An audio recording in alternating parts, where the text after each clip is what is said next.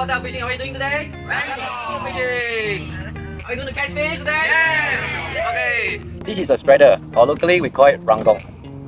Ranggong, there's two swivels. One over here is connected to the rod swivel, and the other one, there's a clip here, is for the sinker, somewhere in between.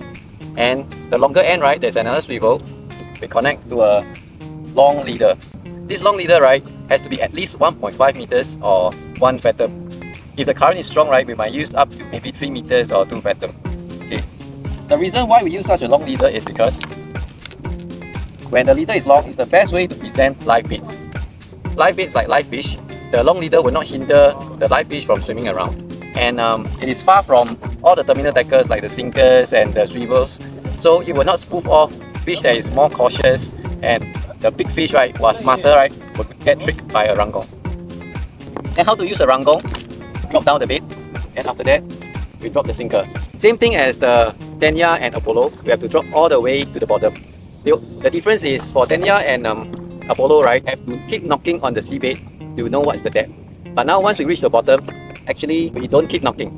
After we reach the bottom, right, we crank a few rounds up, so that it's slightly elevated from the seabait.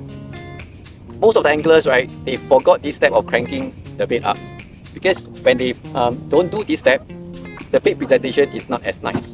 First of all the sinkers and the ranggong and the long leader, right, will be dragging on the seabait. It's easier to get stuck in corals and reefs and rocks. But if you crank a little bit up, the bait will be dangling just slightly above the seabait. So that's the best form of presentation. So how much line to crank up, right, will depends on what is the current and what is the length of the leader on that day. So when the current is strong, we don't need to crank that high, because the current will naturally push the bait to fly up. When the current is slow, right, we have to crank higher because the bait will be dangling downwards.